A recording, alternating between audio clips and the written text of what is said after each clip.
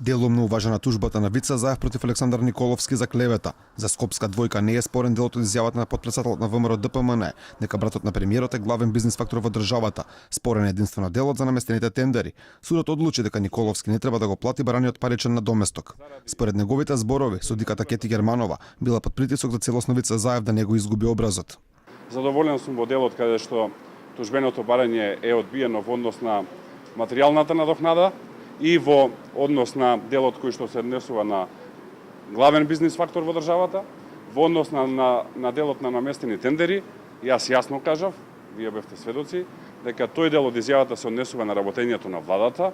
На изрекувањето на пресудата не се појави ниту Вица Заев, ниту пак неговиот адвокат. Ова според Николовски представува непочитување кон институциите. Морам да истакнам дека во судот односот беше коректен, како што не беше односот на тужителот на Вица Заев, кој што од скупно 4 рочишта се појави на едно.